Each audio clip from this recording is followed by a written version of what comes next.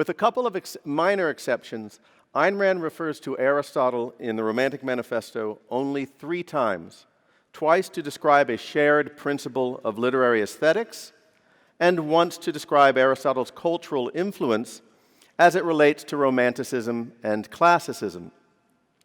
These passages are reproduced on the first page of the handout, which each of you should have, and these 2 topics are pretty much what I'll be discussing today. I want to begin with this shared principle of literary aesthetics, what I'll call the might be and ought to be principle. And in particular, I want to begin with its appearance in The Goal of My Writing, which was originally written in 1963 and then appeared later in the Romantic Manifesto. Now, to understand this passage, we need first to go to The Fountainhead, which was published 20 years earlier in 1943. There, Howard Rourke tells Stephen Mallory, quote, "I think you're the best sculptor we've got. I think it because your figures are not what men are, but what men could be and should be. Because you've gone beyond the probable and made us see what is possible," unquote. In The Goal of My Writing, Ayn Rand says about this passage, quote, "I was consciously and deliberately stating the essential goal of my own work," unquote. And she goes on to say of Rourke's words to Mallory, and part of this is the first passage on the handout, quote, "This line will make it clear whose great philosophical principle I had accepted and was following and had been groping for long before I heard the name Aristotle. It was Aristotle who said that fiction is of greater philosophical importance than history because history represents things only as they are, while fiction represents them as they might be and ought to be," unquote. And note the quotation marks on those last few words. She refers to this might be and ought to be principle at least 9 times, and not only in the Romantic Manifesto. Now, when I first read the Romantic Manifesto, which I think was about 35 years ago, I took this to refer only to characterization or subject matter, as the reference to sculpture might seem to imply. Good artists, or the better ones at any rate, present people as they should be, heroes and moral paradigms, not average people or depraved people, beautiful faces and bodies in the case of the visual arts, not average or ugly ones. And that is part of what she's referring to. But that's not the essence of it. In her Basic Principles of Literature, she writes, this is the second passage on the handout, quote, "The most important principle of the aesthetics of literature was formulated by Aristotle, who said that fiction is of greater philosophical importance than history because," and then she puts this in quotes again, "history represents things as they are, while fiction represents them as they might be and ought to be," unquote. And if you read on, it becomes clear that she believes this principle applies not simply or even primarily to characterization, but to plot as well, and likely to the other attributes of a novel too, theme and style. If a novel is good, she says, it is an indivisible sum of these 4 attributes. What I want to do is look at this principle as it appears in Aristotle's Poetics, and then compare that to what we find in Ayn Rand.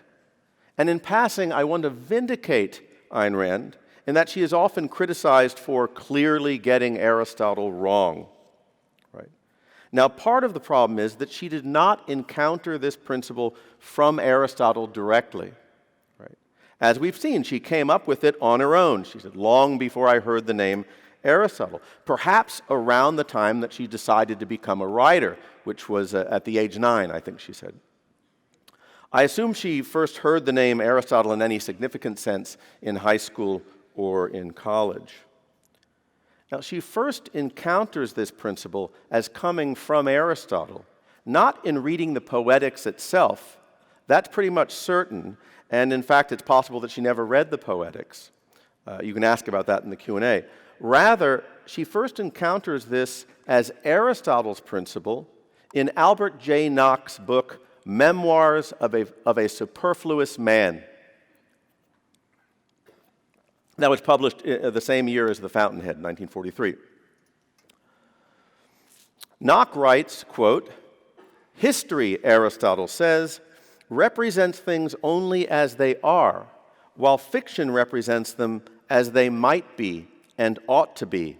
And therefore, of the two," he adds,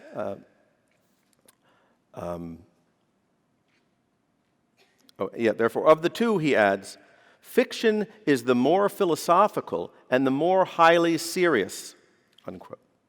Now, in her copy of Nock's book, Ayn Rand underlined this passage and drew 6 perpendicular lines beside it in the margins. Ayn Rand drew straight lines as an indication of approval, and then she had squiggly lines or something if it was something she disliked. And she added the number of lines to suggest how much she liked it. In doing the Marginalia book, I don't think I ever encountered anything more than 3 lines. So 6 lines, she liked it. Now note that in a footnote to this passage, Nock writes, quote, "I hope I have not made too free with Aristotle's Greek in translating might be and ought to be, but I think the implication is certainly there," unquote. Now I don't want to spend time on the Greek for obvious reasons, I think, but in a nutshell, I think he's basically right. And I indicate that in a note to the passage from Aristotle's Poetics, the relevant one, which I'll get to later, or actually right now. The passage presenting this principle appears in Aristotle's extended discussion of plot. The Greek word is muthos. It's where we get the word myth. It basically means story, but conceptually it's quite clear what he's talking about is what we would call plot, and particularly the plot of a tragic play. One of the 4 parts of a play, the others being characterization, reasoning, and diction, in that order of importance. But plot is the most important. Plot is the most important part of the play. He says that the plot should represent a single, organic unity of an intelligible length, with a beginning, a middle, and an end, and that this is not achieved simply by focusing on one person, right, as some inferior writers of epic have done, right? And this is what he covers in Poetics chapters 7 and 8. And then Poetics 9 begins as follows, and this is on the second page, the top of the second page of your handout. This is my translation, and I tried to get it close to the Greek. The Greek is in pretty wretched state. Quote, "It is obvious from what has been said that the function of the poet," and this is really a writer of fiction, "is not to present what has happened," or you could translate that what things are if you wanted to, but the closest would be what has happened, but what sorts of things might happen, or you could translate that might be. That is, what is possible according to probability or necessity. For the historian and the poet do not differ by presenting with meter or without meter. That would be a difference in essentials, right? But they differ in this. The one presents what has happened, the other what sorts of things might happen. And this is why poetry, or fiction, is more philosophical and more serious than history. For poetry presents the universals, takathalu, right? Poetry presents the universals more, history the particulars. And a universal is the sorts of things it goes with a sort of person to say or to do according to probability or necessity, which is what poetry aims at, though it attaches names, that is a concrete name, like Oedipus or what have you. While the particular is what Alcibiades did or what he experienced, unquote. So Aristotle then goes on to present various kinds of plot, some good and some not so good. Now, before proceeding, I'd like to make what I think is an interesting point concerning the history of philosophy, or the history of philosophy of art, or aesthetics. Aristotle's conviction that literature is more philosophical than history is part of his response to Plato's conception and critique of representational or mimetic art, right? Which I think the poetics is in general, that I think a lot of what is motivating Aristotle's poetics is a response to Plato's critique of art, and particularly his view that art is not something that we can have a rational understanding of or skill of. Okay. Now, in Republic, Book 10, Plato complains that representational art is twice removed from reality, from the forms, and therefore cannot convey anything true. All it can do is stoke the emotions, which are low and connected to the non-rational parts of the soul. I mean, physical objects, according to Plato, are already a copy of reality, of what is really real, the forms. And an artist, in painting a picture of a person or narrating a human action, is thus making a copy of a copy, right? So representational art is, in a sense, the opposite of philosophy. It goes in the opposite direction. For the mind of the philosopher moves away from the physical world, the world available to us through sense perception, and towards the forms. For Aristotle, however, representational art is not the mere copying of particulars. It is highly selective, dealing as it does with the essential features of human character and action, that is, with universal abstractions.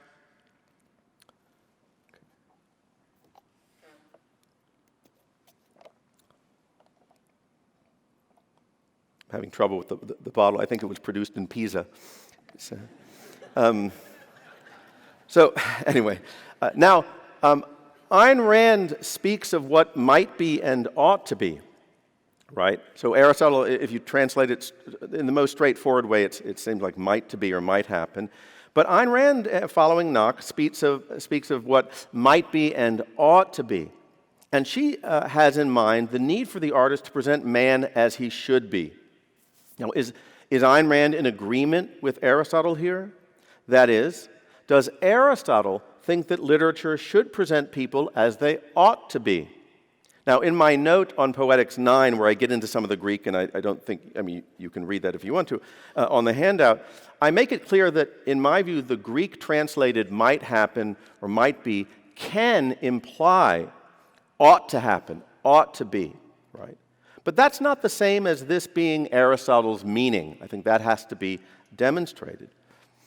The answer to the question, does Aristotle think that literature should present people as they ought to be, is a qualified yes. Aristotle believes that the fiction writer should present universal types that act consistently or logically, and that this is required for the presentation of any type of character. The characters in a play will include villains and ordinary people, though arguably he thinks they should be larger than life. But setting aside comedy, which also treats universal types, and which Aristotle says presents people who are worse than those who exist, so comedy presents people who are lower than average, the or a main character of a tragedy or an epic, according to Aristotle, should be a hero, not reflecting people as they are, but in some sense people as they ought to be, right?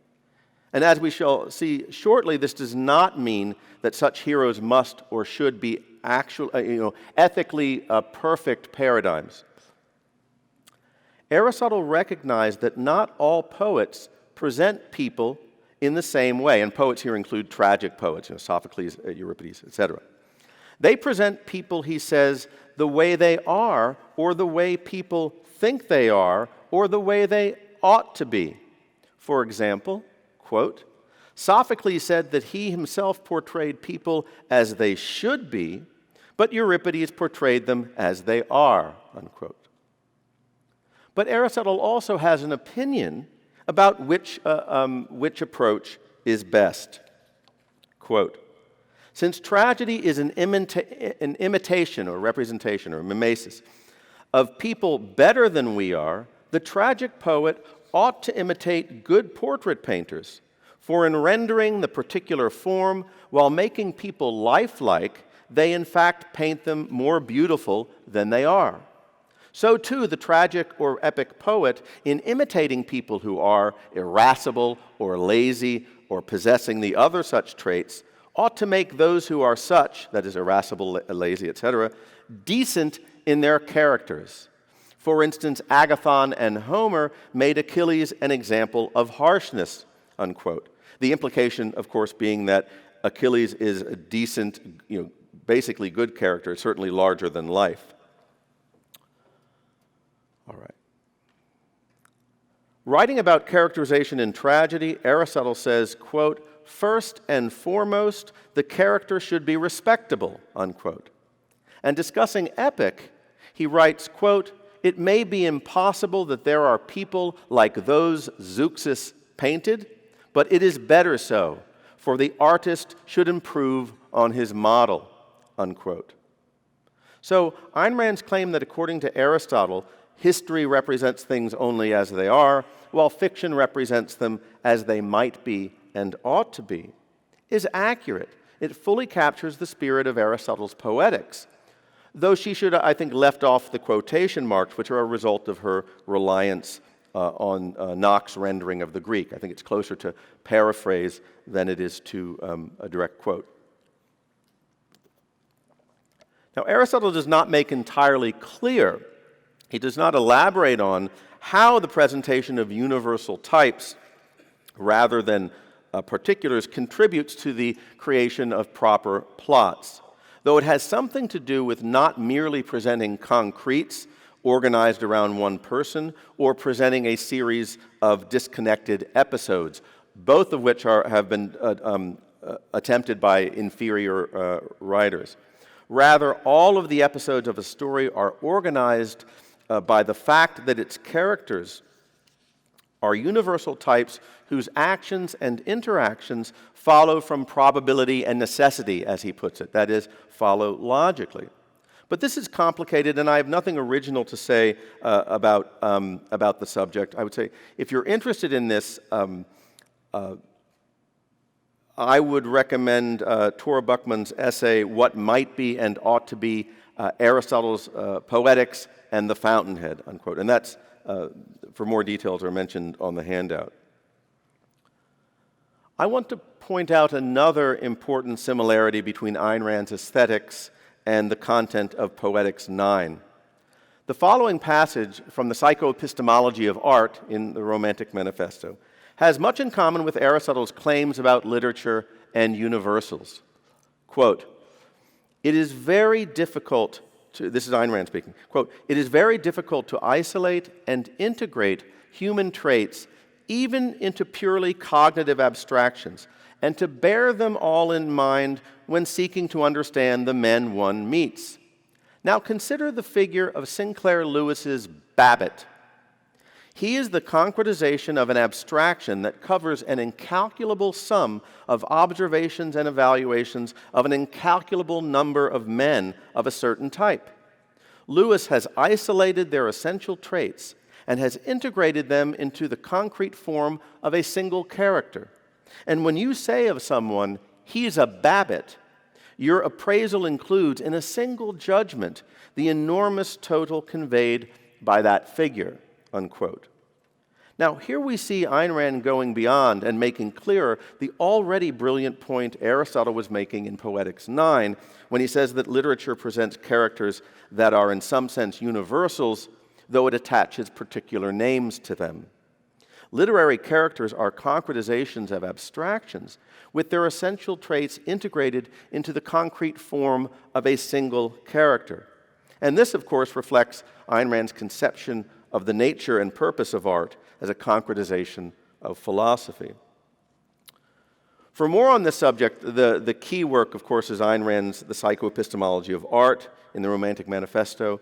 I'd also recommend the first section of Leonard Peikoff's chapter on art in Opar, art as a concretization of metaphysics, and more recently, Harry Binswanger's The Objectivist Aesthetics, Art, and the Needs of a Conceptual Consciousness, which is in the Blackwell Companion to Ayn Rand, edited by Alan Gotthelf and Greg Salmeri.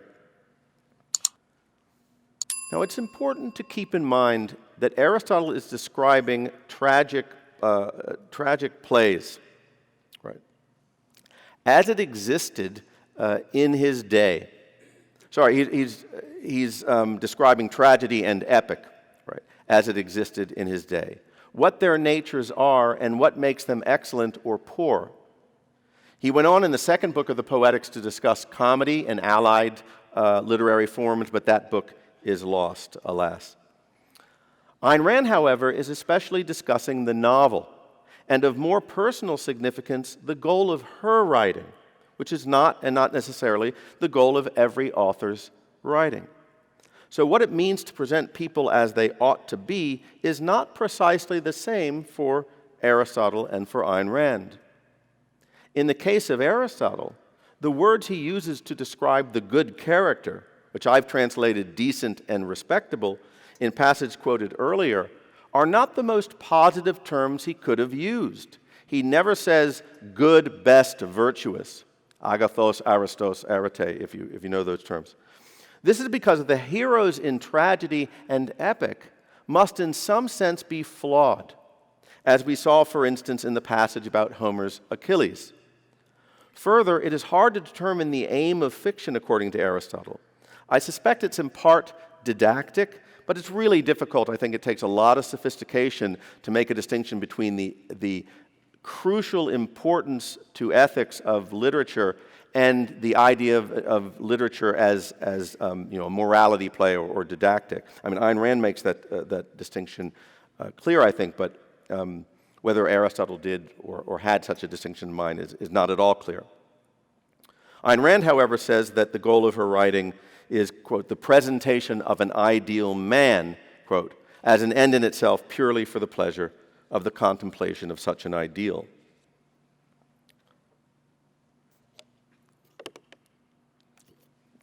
One last issue before moving to my next topic, and actually this is a good transition to it, I think. The question, what is the relationship between the might be and ought to be principle and romanticism? It's important to ask this question because, on the one hand, what Aristotle is discussing is emphatically not romanticism. Right? I gave a course years ago called Aristotle, the Father of Romanticism. Alan Gotthelf, when he saw that title, said, shouldn't it be Aristotle, the grandfather of Romanticism? And I think that's actually a better title, whatever. I don't think, in the end, it doesn't change the value of the content, in my view. Okay. I'm still on the one hand. On the one hand, Aristotle is emphatically not a romanticist. On the other, I get the impression that some objectivists regard the might be and ought to be principle as the essential characteristic, in some cases the necessary and sufficient condition for claiming that a work of art, and not even necessarily a literary work, is romantic. Romantic on this view just means presenting man as he ought to be. If a painting, say, has a heroic man or a beautiful woman in an ecstatic pose, it's romantic. Now, what does Ayn Rand herself say on the subject? The best I've come up with, or best I've found, comes from material of hers published after her death, and so this doesn't count as official objectivism. Nevertheless, I think these are quite interesting and important passages.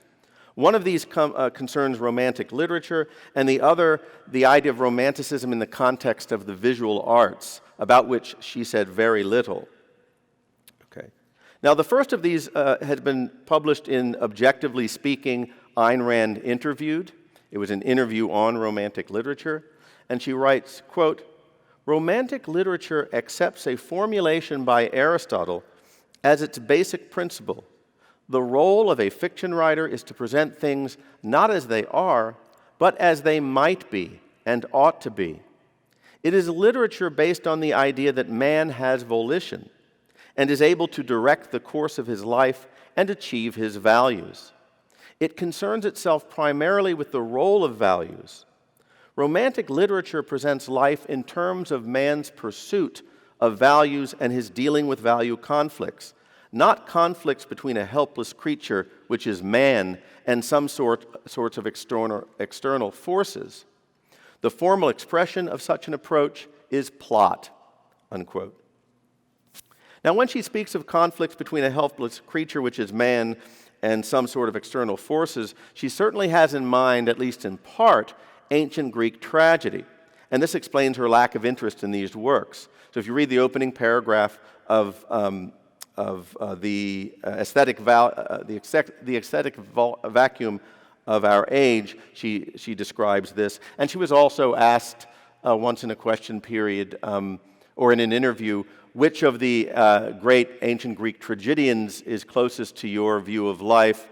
Aeschylus, Sophocles, Euripides. And she said none of them, because they're too deterministic. She recognized that some of them present real heroic characters, but they're not in control of their own lives, and so it's very alien from her worldview. And she says somewhere, I've not been able to find the passage, that in fact this idea that there's a tragic flaw, that someone like Achilles has to be flawed, that's what creates the conflicts in ancient Greek drama or epic.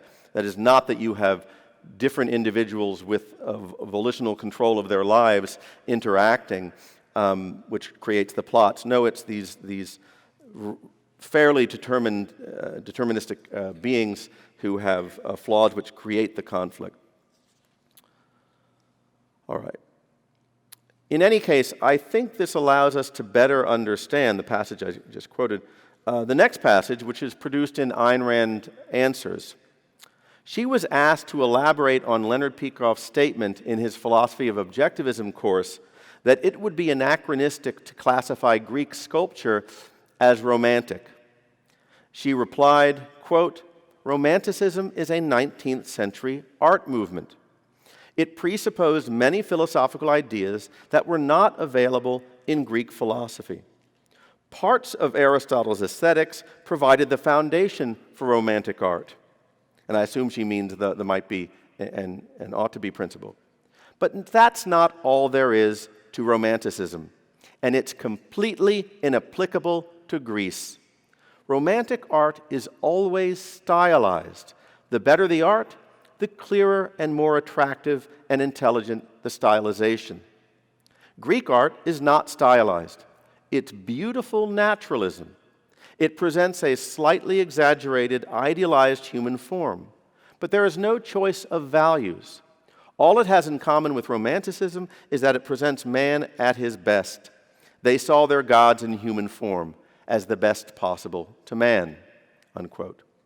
Now, this is her extemporaneous answer, or part of it. So let me add, and I hope I'm not being presumptuous here, or worse, wrong, that I assume that when she says there is no choice of values, she has in mind not just the choice of the human beings that are the subjects of the artwork, but especially the choice of values of the individual artist. This came up in the panel on art yesterday. Now, I'll start with the latter. I take it that she sees Greek statuary as not really or fully expressing an individual artist's choice of values versus an artist's presentation of the general Greek view that man is divine or what have you. And related to this is the fact, as she sees it, that Greek art, or definitely Greek literature at any rate, did not fully regard human beings as volitional, or did not regard them as fully or consistently volitional, as I've mentioned. And this is certainly the case with Greek literature. I don't know how this would translate into sculpture, and I won't speculate on that. And this is likely what she has in mind, though, when she immediately goes on to say, quote, "I don't like any ancient statues, except the Venus de Milo. And then technically, because she is so magnificently done." And then she goes on to explain why, and she pretty much repeats what she says about the Venus de Milo in the Romantic Manifesto. And she continues, "But that isn't enough for a sense of life approval. Ancient Greek statues of men are too beefy for my taste." I specifically mention why in my description of Galt's body in the torture scene. They are not active men, modern men, romantic men. Galt is, unquote. And you should go to that scene or that and see what she says there. One difficulty in understanding this comment is that Ayn Rand seems to be combining a comment about the aesthetics of visual art while also presenting her own personal aesthetic preferences. And so it's difficult, or at least I find it difficult, to separate them. So to understand or even to speculate about what exactly she has in mind here would take much more time than I have at present. And it's not like I have a lot of things to say about this, but I just don't have the time. It's a lot of difficult work, and I certainly haven't done it. The difference can't simply be that romantic sculpture would present man as active, whereas ancient Greek statues do not.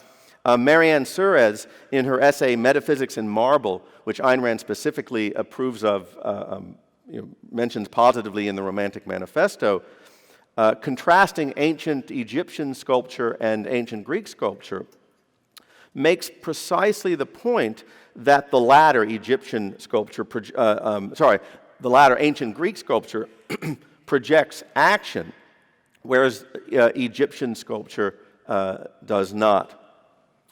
Greeks present action, whereas the Egyptian sculpture is kind of stilted. So it must have something to do with stylization, but I don't know enough, certainly enough about sculpture to elaborate on this subject more.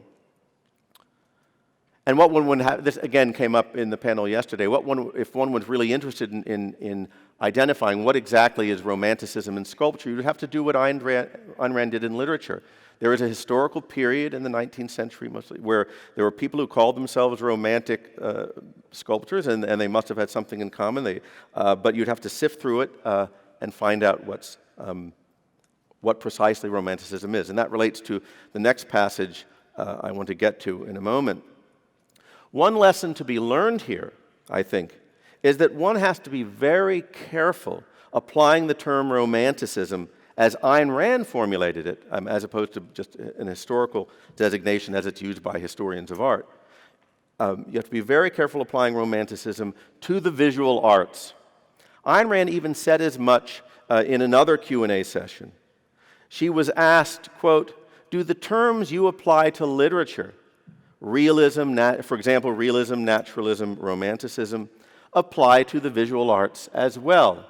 Unquote. And she responded, quote, "The distinction seems semi-plausible, but it's the same confusion I encountered in literature, where there have been no firm definitions. I suspect it's chaos in painting as well. For instance, what is considered Romanticism in painting, and I expect what she means is a lot of what is considered Romanticism in painting, but that's my editorial insertion. What is considered Romanticism in painting, I'd call rank naturalism. So I wouldn't claim that the classifications I've defined for literature hold for the other realms of art. Someone would have to establish that. All the arts, I'm assuming excepting literature, all the arts suffer from a lack of valid and objective aesthetics. There hasn't been any since Aristotle," unquote. So there's a lot of work to be done. The best work I'm aware of on this topic of Romanticism in visual arts is Tora Buchmann's essay, Caspar David Friedrich and Visual Romanticism. And again, the details are mentioned on the handout. But doing this work isn't really necessary for evaluating or enjoying visual art. Ayn Rand had a great deal of respect for Vermeer, but you can't call his paintings romantic. Her favorite painting is Salvador Dali's Crucifixion, or it has a different title, which I never remember. But so far as I know, she never described it as romantic. Now, that would probably have a better claim to that designation. The point is, you don't need to, it's not a sense that art that is good has to be romantic in order for it to be. That's just not true at all. And Ayn Rand liked a lot of naturalism in literature. Maybe a lot isn't right, but she liked Sinclair Lewis, that's for sure. Okay, I've said something about the extent to which Ayn Rand saw Aristotle's aesthetics as connected to Romanticism. But she is a unique figure who sees things and makes connections others do not. So in what way do others think Aristotle's aesthetics exerted an influence in the modern era? Now, Ayn Rand discusses this as well. Here is the third long quote on page 1 of the handout. I'm going to be quoting sections of this, not all at once. And I don't know whether I'll quote all of it. But I'll begin at the beginning here. Quote, "Romanticism is a product of the 19th century, a largely subconscious result of two great influences: Aristotelianism, which liberated man by validating the power of his mind, and capitalism, which gave man's mind the freedom to translate ideas into practice. The second of these influences was itself the result of the first. But while the practical consequences of Aristotelianism were reaching man's daily existence, the theoretical influence was long since gone." And skipping a bit, "The 19th century was guided not by an Aristotelian philosophy, but by an Aristotelian sense of life. Whatever their conscious convictions,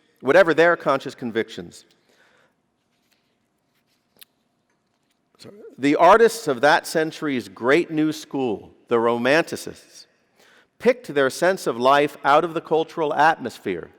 It was an atmosphere of men intoxicated by the discovery of freedom, with all the ancient strongholds of tyranny, of church, state, monarchy, feudalism, crumbling around them, with unlimited roads opening in all directions and no barriers set to their newly unleashed energy. It was an atmosphere best expressed by that century's naive, exuberant, and tragically blind belief that human progress from here on was to be irresistible and automatic," unquote.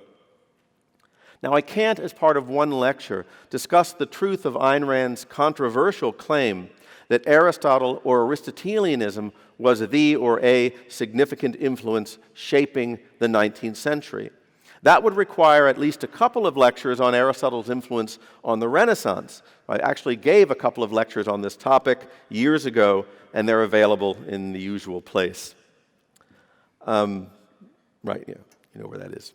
But such a discussion is unnecessary in the present context, because the point of mentioning this was to indicate that despite this influence, the culture did not explicitly embrace Aristotelianism in philosophical terms. And this includes the defenders of Romanticism. Their sense of life was Aristotelianism. That is, they held the view that the world is an intelligible place, the human mind is capable of understanding it, man is an excellent being who can achieve his values in his lifetime.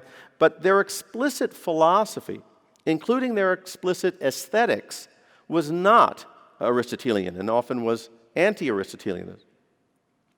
This had an unfortunate effect on the conscious convictions of the leaders of the Romantic movement. And Ayn Rand goes on to say, quote, "Aesthetically, the Romanticists were the great rebels and innovators of the 19th century. But in their conscious convictions, they were for the most part anti-Aristotelian, right, and leaning toward a kind of wild, freewheeling mysticism. They did not see their rebellion in fundamental terms. They were rebelling in the name of the individual artist's freedom, not against determinism, but much more superficially against the aesthetic establishment of the time, against classicism," unquote. Now, part of their anti-Aristotelianism, as Ayn Rand goes on to mention in a passage I'll get to in a moment, involved their rejection of classicism, because classicism was connected in the minds of its defenders and critics alike with Aristotle more than with anyone else, in the same way that scholastic pre-Copernican astronomy was, and unfortunately still is, often associated with Aristotle. Incidentally, for a brief illustration of both the conscious convictions and sense of life of the defenders of Romanticism, including their, as Ayn Rand puts it, exuberant and tragically blind belief that human progress was to be irresistible and automatic, I would offer this passage from Victor Hugo's preface to his play Hernani. Hugo, by the way, had two prefaces that are really important for his view of Romanticism. There's the preface to Hernani, and then what is his Romantic Manifesto, the preface to Cromwell, and I'll have more to say about that later. But this is from his preface to Hernani.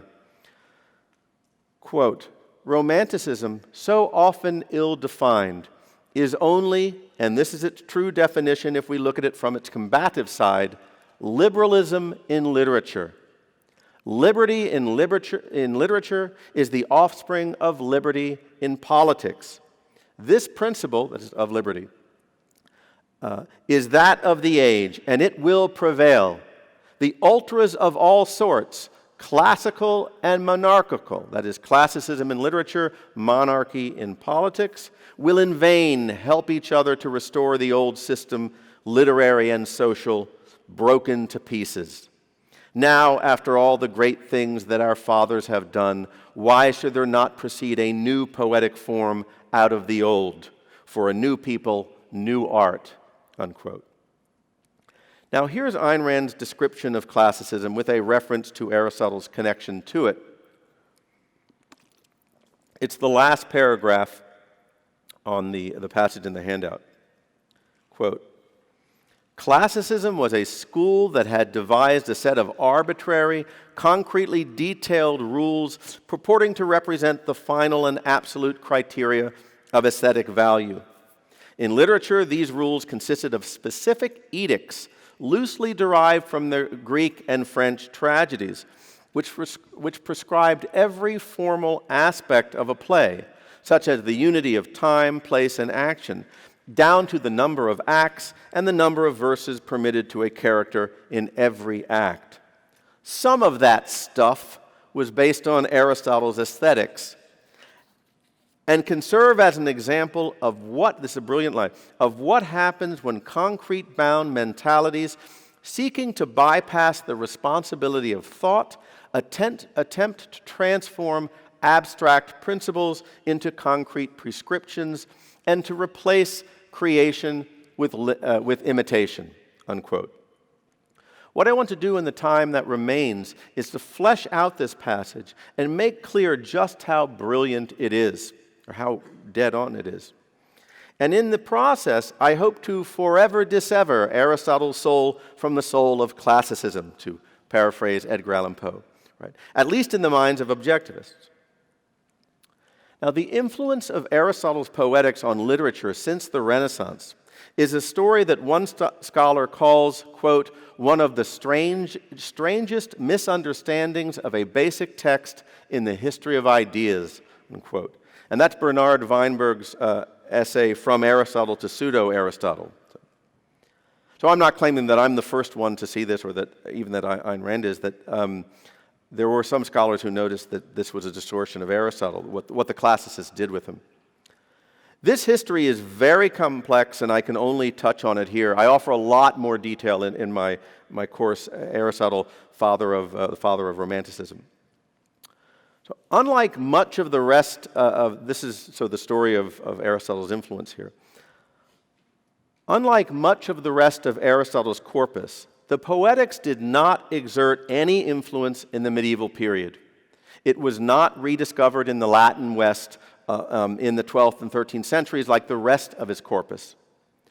The Arabs had it, but they didn't know what to do with it. They didn't know what the ancient Greek plays were. And in fact, the Arabs grouped it with his logical works, right? It was about language. So it was practically unknown in the West until 1498, when a Latin translation of it appeared in Italy. A Greek text was published 10 years later in 1549. As I tell my students, you don't need to know the dates for the exam, so don't worry about that. An influential Italian translation appeared around that time. In addition, several commentaries appeared in the 16th century, and these dates really mark the starting point of the influence of the Poetics on the West. When the Poetics arrived on the scene, what was the predominant theory of textual interpretation? That's an important question, because this is, the answer is, in effect, part of the answer, I think, is likely a remnant of biblical exegesis. Two major points or aspects are worth mentioning here, both of which apply to the two major commentaries on the Poetics at the time, Rorbotello's and Castelvestro's. You don't have to worry about those names. First is what Weinberg calls fragmentation. And here is his description of this. Quote, "It was habitual among the commentators and the scholiasts of this early period to center their erudition and their labor about the isolated pieces or lines or passages of a text. Nowhere will there be any effort to state the meaning of the text as a whole. There is no synthesis to correct the fragmentation, no philosophical reading of the text. Since each line is, in a sense, torn from its context, it loses its status as a first principle, or as an intermediary statement, or as the final conclusion of a long process of deductive reasoning. The structure of a given document disappears. The form of the forest is lost, and only isolated trees remain for contemplation. This is perhaps the most striking characteristic of the commentators of the period. They see no text as a whole," unquote. This is disintegration, which will, of course, lead to massive out-of-context misinterpretation of Aristotle, which is what happened. Second, on top of fragmentation and related flaws in textual interpretation, there was a tendency to look for absolute rules or principles. Here, the tendency took the form of taking some of these out-of-context, pseudo-Aristotelian principles as authoritative in literary matters, as rules, and so classicism is born. Scholars nowadays like to stress that these doctrines of the classicists were never as rigid as they have sometimes been portrayed.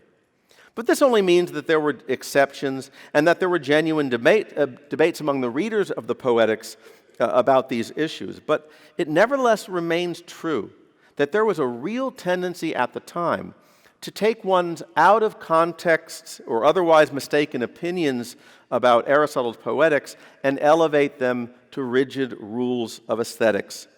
And when we move to the 16th century Italy, to 17th century France, which took the Italians as its point of departure in these matters, we see that behind this tendency was an idea whose time had come. As Emerson Marx puts it in the Poetics of Reason, quote, "In its stress on reason, order, and clarity, Boileau's Art Poétique," excuse my French, this is a French presentation of Aristotelian aesthetics, Boileau's Art Poétique seemed a kind of literary counterpart to René Descartes' discourse on method. The critic's very addiction to prescriptive rules, answering neatly enough to the geometer's axioms, accorded with the pervasive mathematicism that Descartes' philosophy had engendered.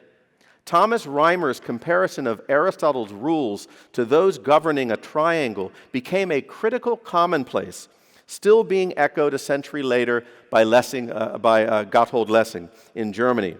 Rules, after all, imply order, and order more than anything else was the watchword of the age, unquote. So we have here this weird combination of disintegration and misintegration, to use the language of Leonard Peikoff's dim hypothesis. By 1630, but going back to the 16th century, certain literary rules were formed. Although there was never unanimity among the classicists about the exact nature and content of the rules, nor of their hierarchy, there was general agreement. The most important of these rules were the three unities. That is, the unity of time, place, and action. And these are all a pale and distorted reflection of Aristotle at best. We'll begin with the unity of time. This is the idea that the events of a play must take place within some set period of time, usually a day. Now, there are three passages in Aristotle's Poetics that led later thinkers to claim that he advocated such a rule, and once they were ripped out of context. Now, only the first of these has any kind of plausibility at all, the first of these passages. Now, I'm going to quote these three passages and discuss them. These are either the translation of Richard Janko or my own translation or some mix of them. The first is from chapter 5 of the Poetics. Quote, "With respect to length, tragedy attempts as far as possible to keep within one revolution of the sun or to exceed this a little. But epic is unbounded in time, quote, unquote. This is description, not prescription. It's an observation of general Greek practice, which Aristotle may have thought was for the most part a good idea or necessary, given the difference between tragedy and epic. I mean, tragedy was presented in a festival competition, and there was a limitation on times. But it's hardly a rule. And what's interesting, to see how some of these classicists worked, the passage that I translated, I think accurately, tragedy attempts, some of the French classicists translated it, tragedy must. You have to be careful of translators. You can do a lot by massaging the text. Second passage, quote, it's from chapter 26, quote, "Tragedy has the advantage over epic in that the end or goal, the telos of the representation, is in a smaller length. What is more concentrated is more pleasurable than what is diluted with a lot of time and performance. I mean, for example, the effect if someone put Sophocles' Oedipus into as many epic verses as the Iliad." Now, this is, unquote, "this is true enough, but it's hardly the status of a rule." Here's the third. As for the, quote, "as for the limit on their time, one limit relates to performance and the perception of them, not to the art itself. If the performance of 100 tragedies were required at one tragic competition, they would be performed against the clock, as the saying goes," unquote. Now, this does not even refer to the events of the play, but it's to its performance in Athens, where plays were presented in competition at a festival. And Aristotle's concern here is the audience's ability to hold the entire story in mind during one performance. So it cannot be used as evidence that Aristotle endorsed a rule for the unity of time. Moreover, Aristotle immediately goes on to say, quote, "But as far as the limit according to the nature of the thing itself, the larger the plot is, the finer it is because of its magnitude, as long as the whole is clear," unquote. Now next, the unity of place. This is the idea that in a play, all of the action must occur in one place: Thebes, Paris, Caesar's tent, the queen's bedroom, whatever. As one scholar puts it, this rule is, quote, "not even hinted at in Aristotle," unquote. As far as I've been able to determine, Castelvetro, one of these Italian Renaissance commentators, was the first to mention it, and he deduced it from the unity of time, right? Finally, there is the unity of action. That's the unity of plot. This is in Aristotle, right? It is his primary literary concern. Plot, he says, is the most important part of a play. A literary work must have such unity if it is to be good. In that sense, it is, well, I wouldn't call it a rule, but it's a principle. Yet it was hardly a straitjacket, and to the extent it was followed, the results were good. Now here I would like to introduce Victor Hugo on the three unities. This is one of the many, many marvelous passages in his, as I put it, Romantic Manifesto, the preface to his play, Cromwell.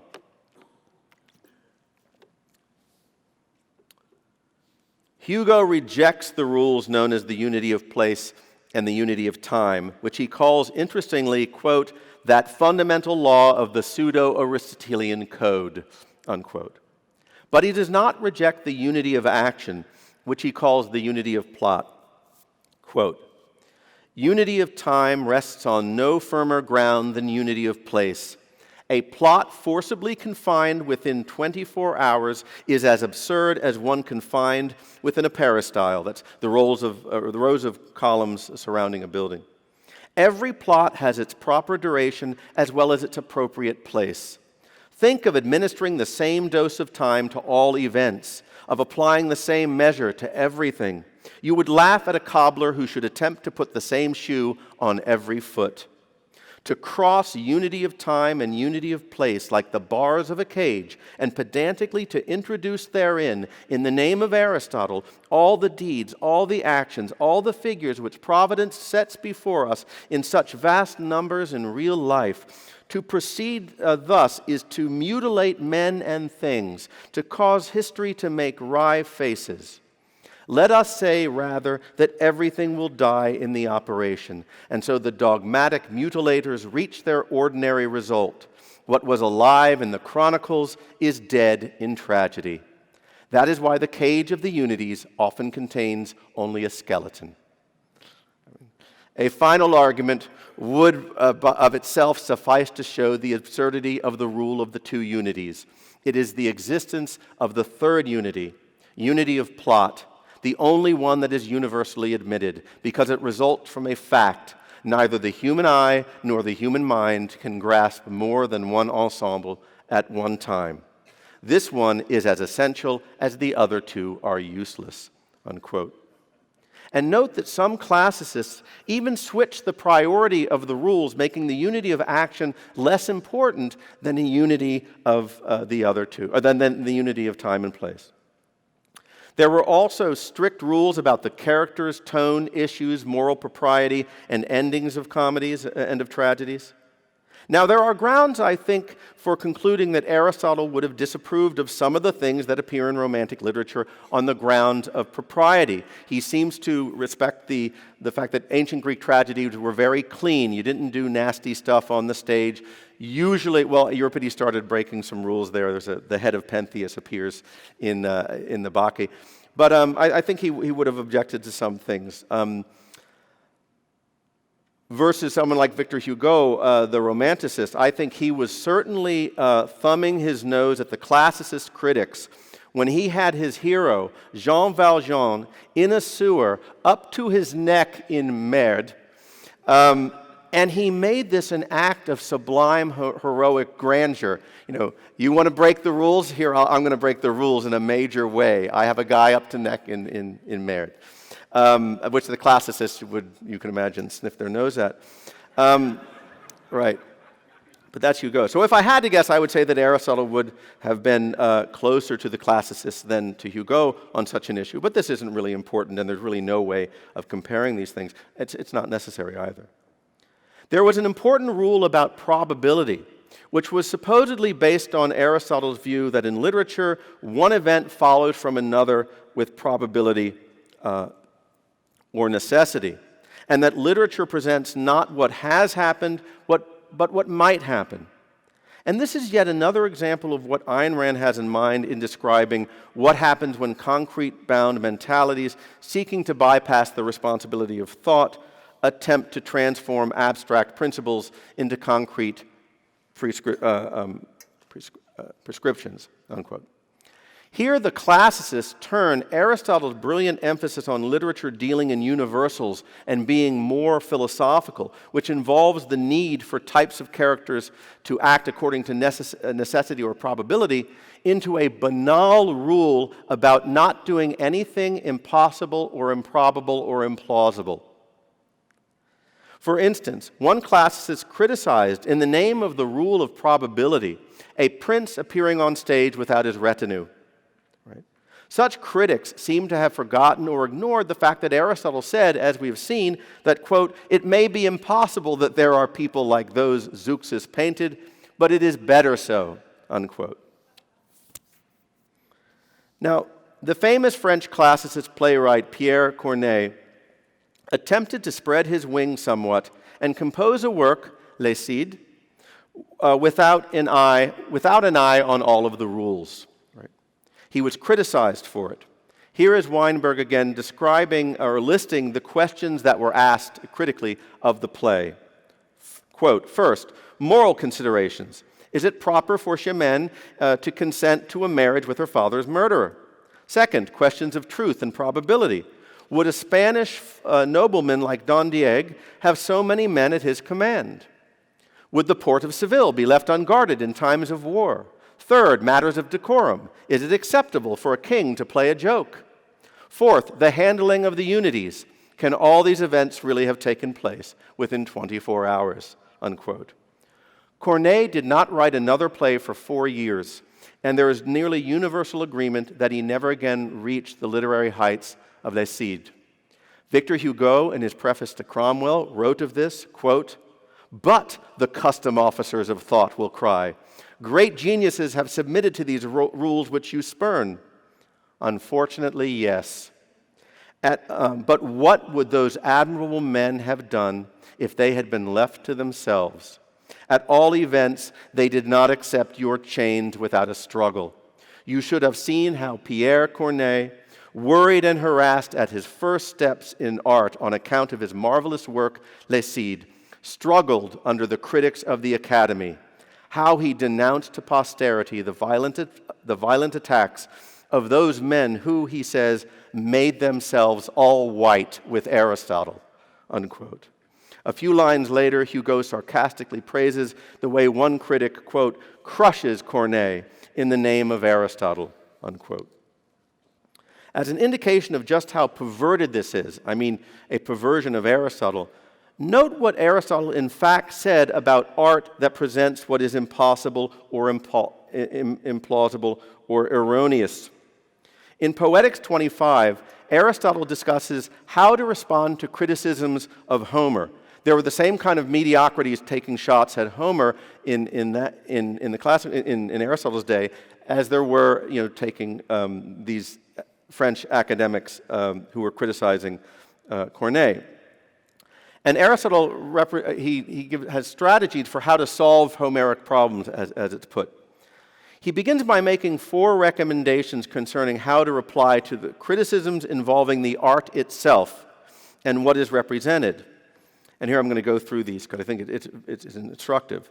Because all of this was, I think, passed over by the classicists who claimed Aristotle as their own.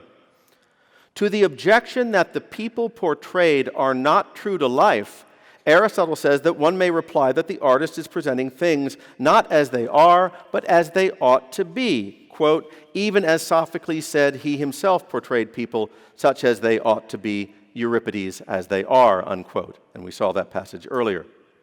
To the objection that what is portrayed is erroneous, and he has in mind here factual errors, and this is where pettifogging really comes into play.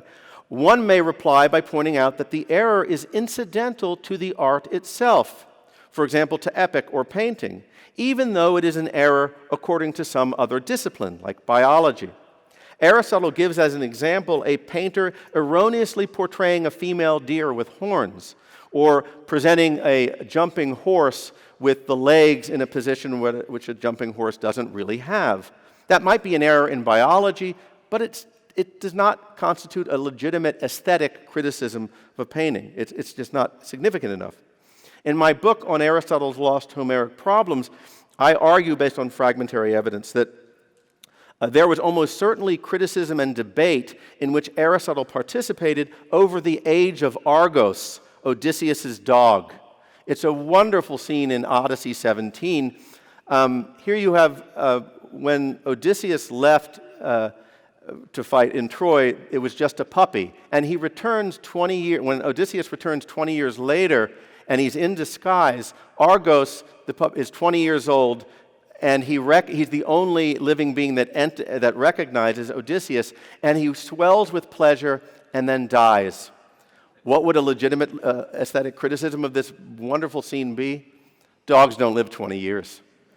And that actually happened. There were people taking these shots at genius work. And Aristotle discusses this scene, and I think there's no question that he would have responded that whatever the biological fact, and he knew a lot about the longevity of dogs. You can consult his Historia Animalium. This would not be a legitimate aesthetic criticism. To the charge that what is portrayed is false, not just piddly errors, but blatantly false, right? One may reply, Aristotle says, that even so, people believe that it is true. Aristotle gives as an example the traditional Olympian gods, which populate Homeric epic, lyric poetry, and classical drama. Even if Xenophanes is right, and he is, Aristotle says, and there are no such gods, and they don't exist, this is not grounds for criticizing Homer and the other poets, as most people do believe in such gods. So their appearance in a play doesn't do anything that makes the play unintelligible or a great aesthetic work. Finally, and this one is most relevant, contra the rule of probability, to the charge that what is portrayed is impossible, one may reply that though this would in most cases be an error, it is permissible, quote, if it achieves the end of the art itself, unquote. And Aristotle gives as an example the pursuit of Hector. That was the name the ancients gave to a scene in Iliad 22, where Achilles chases Hector around the walls of Troy 3 times, right? Not very likely that this could happen. Elsewhere in the Poetics, Aristotle gives this scene as an example of what is illogical or implausible. And he says that on stage, in a tragic play, this would be ludicrous. It would be the product of comedy, running. But in epic, you can get away with this because it's conceptual. You're telling a story. It works in epic. In fact, he says the scene is marvelous. Victor Hugo, at the very end of his preface to Cromwell, quotes a loose French translation of this passage I just cited about the propriety of the impossible in order to use Aristotle against those who claimed him as their champion, against the classicists.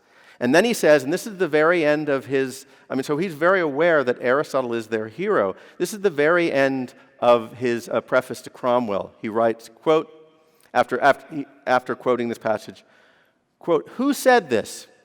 Aristotle.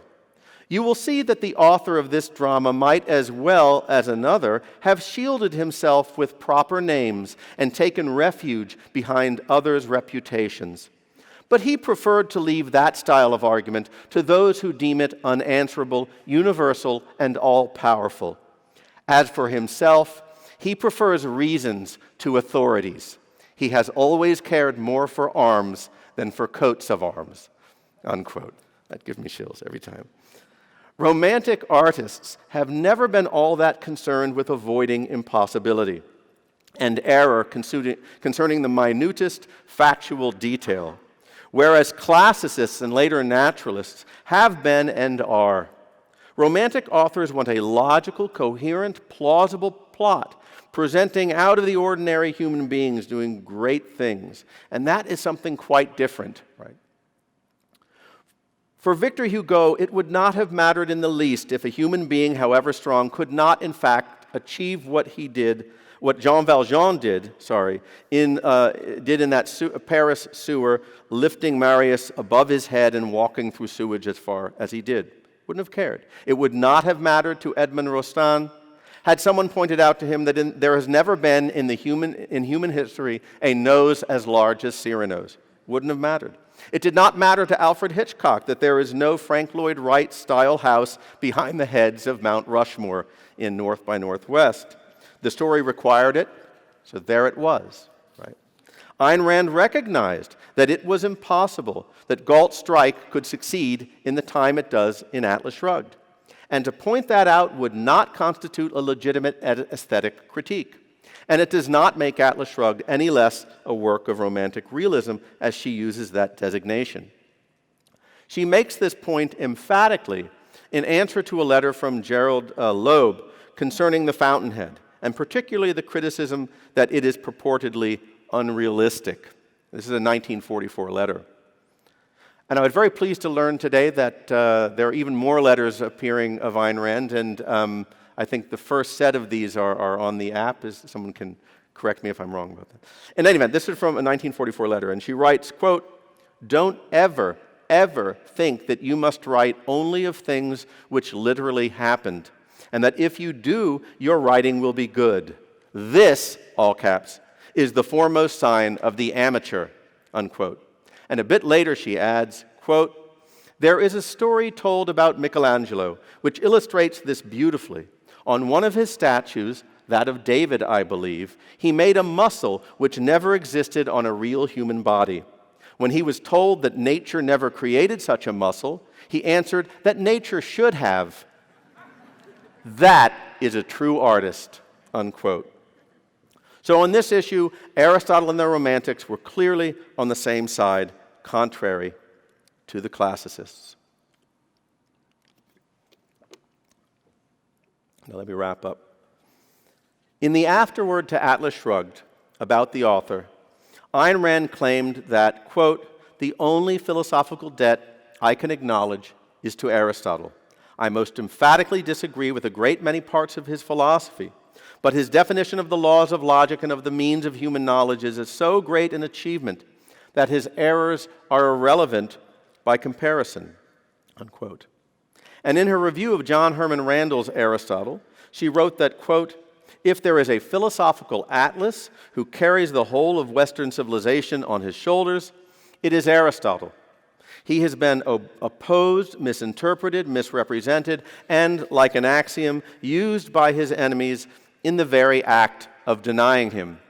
Whatever intellectual progress men have achieved rests on his achievements, unquote. What I find so fascinating about my subject today is that these claims apply to Aristotle's aesthetics as well, though that is not what Ayn Rand had in mind when she wrote them. Aristotle's might be and ought to be principle is, so far as I know, the only debt she acknowledged in connection with her philosophy of art. Aristotle's aesthetics was opposed, misinterpreted, misrepresented, and used by his enemies in the very act of denying him, or worse, in a way, misused by his supposed advocates in the very act of defending him. Finally, the idea of Aristotle as Atlas applies in some small way, I think, to his literary aesthetics and its influence. And I hope I've made that clear today. Thank you.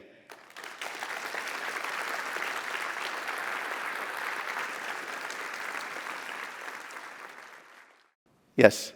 Hi, I have a question about the classicists. They used Aristotle and misrepresented him clearly, but yet they still used him, so they still found some value in him.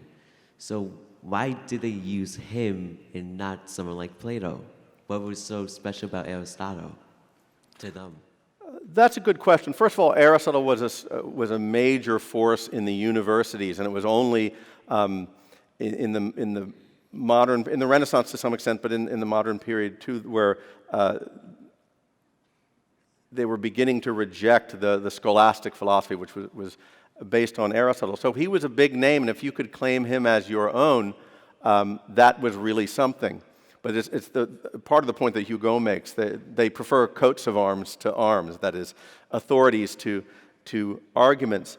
But it wasn't just Aristotle was the main name, but they also, it was very weird. It was more complex than I may have suggested. They took principles from Horace. Horace wrote in The Art of Poetics, and they took it from Aristotle, and they mashed them together, and they called it Aristotelian. But it was the authority of the name Aristotle, right? In the Renaissance, Plato starts to take on a greater influence in certain circles, but not in aesthetics, and partly because, or at least not in the aesthetics of literature, partly because he's so negative about art. I mean, he thinks Homer should be banished from the best city of the Republic. What kind of art should there be? Not representational art. Hymns and encomia, the praise of, in verse to heroes and gods, but not this representational stuff. So that's why they grabbed onto Aristotle. But I mean, you are right. Maybe they genuinely or honestly thought that there were great things there that they were making use of too. Okay. Yes, I was wondering if you could comment on Aristotle's influence on Wordsworth and Coleridge and the English Romantic movement, because when they talk about imagination as a kind of a unity, I don't know if they've read a lot of Aristotle, but it sounds like what you're talking about. I have to confess ignorance here. I'm not sure about any influence. The only thing I know is Coleridge once said and it's a brilliant line, that every person is born a Platonist or an Aristotelian. And he had a certain view of what that meant, but I don't know about their views of literature. I know there's books that have been written on English classicism in particular, and they have a slightly different use of Aristotle, but I really can't help you out, I'm sorry. Do you think that Aristotle's discussion of art, especially his discussion of hamartia, gives us a greater glimpse into the romantic possibilities of ancient Greek art? Because hamartia is not a tragic flaw, but a missing of the mark by a morally decent person, and on Aristotle's view, specifically due to forgivable ignorance, which you'd need to read his ethics to really give some flesh to. Well, you're packing a definite interpretation of hamartia, the Greek word for that's usually translated error or flaw. In the New Testament, it becomes sin. Your interpretation, and it's a good one. I mean, I think it might be one that is in fact correct. That there's no tragic flaw. These are mistakes that are not, because the Greek word can refer to a moral breach, but it can also refer to a mistake. And one interpretation is that there's no tragic flaw in Aristotle. There are. So the question would be, in interpreting Aristotle on Oedipus, did Oedipus just have an unfortunate lack of information, and that drove the play? Or is there something in his character? I wouldn't call it a flaw, but you could say a moral failing, despite being a great person in many ways, a moral failing, pride, or this or stubbornness or whatever that generated the action. So I can't say more than that. It's interesting, though, that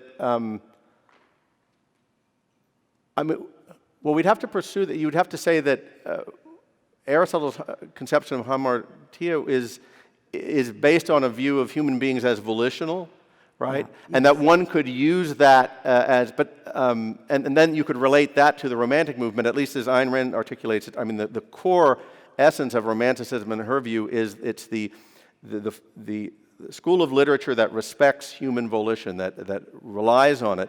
And if that's true, but we're talking now not about what might happen, but what could happen, or what did happen. What did happen is they didn't read Aristotle that way, right? When you say the classicists didn't, and I don't think, and the romanticists didn't. When Hugo refers to Aristotle at the end, I don't think he's reinterpreting that. Oh, no, I wasn't referring to the classicists. I'm just referring to our reading Aristotle is giving us a glimpse into ancient Greek art, broadly construed, as actually having more romantic possibilities than we might assume. It just looks like this deterministic universe, but Aristotle's discussion of it opens up the possibility of volition. Oh, I see. Okay, yeah, I'm sorry. I think that's right, and I think you have to read each of these plays carefully, because some of them are, there's an obvious contradiction. For it to make any sense at all, the play has to have, at least assume a certain amount of volition, right, a certain amount of action, but there's a giant contradiction there. In Aeschylus's Agamemnon, the chorus says, simultaneously, he was yoked to necessity. He had to do what he did to his daughter Iphigenia. And it was a morally abysmal act. And that's just, they're embracing that contradiction. But I think you're right. I see Antigone as, whatever Sophocles, however he would have articulated, or Aristotle would have articulated, I see her as a volitional being. And I read the play that way, and it makes it a better play. Thank you. I've been told that Aristotle said that tragedies are written at times of moral upheaval or moral change.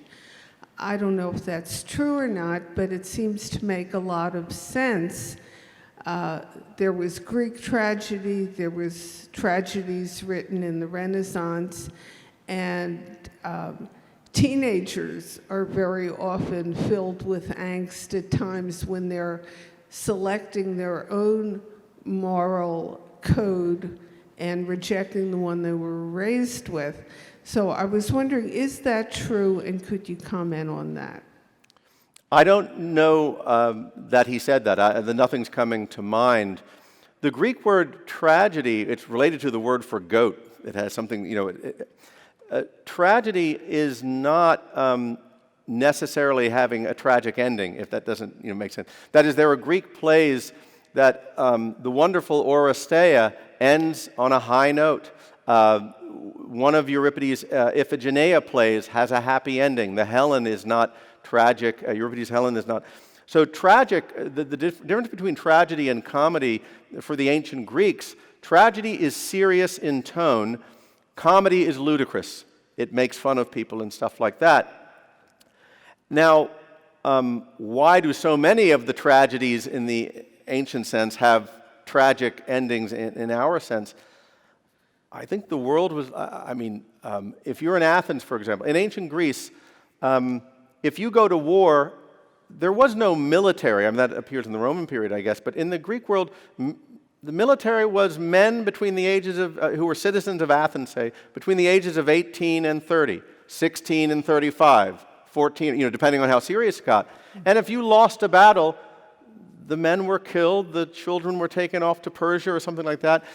This guy's farm over here is destroyed in famine, this one's okay. There's a sense, you could see why people would have a malevolent view of the universe in that context, and why things are not entirely in their control. And I think that's what, I haven't given it much thought as far as times of upheaval, but I think it's understandable that, that these plays abound in this period where it's just taking off. I don't know enough about, I think Renaissance tragedy, as I understand it, is tragic in a different kind of way. But maybe not, but I don't have anything to add there. I'm fascinated by your idea of stylized naturalism. Can you say some more about that? Did I say stylized naturalism? I thought when I was quoting Ayn Rand, I think she said that that Greek sculpture is idealized naturalism or beautiful naturalism. So it's like the selection comes in the subject matter. I'm going to pick beefy guys who do push-ups and all that, and they're nice looking, and they're going to be the subject of my sculpture, but they're not stylized to present an individual artist's value judgment. That's what she says about ancient Greek sculpture, and I think that's going to be the key to people who want to do work in expanding kind of aesthetics, romantic aesthetics. It's going to have something to do with this stylization in a way that presents an individual artist's value judgments. She's done the work in Romanticism, but what it's not going to involve, of course, is just I have these objectivist convictions and presenting them on canvas in a way that's not reflecting of your own individual personal values. But did you have something else in mind that you wanted to talk about? All right, I guess we'll end there. Thanks. Thanks for watching. Be sure to subscribe and ring the bell to never miss a video.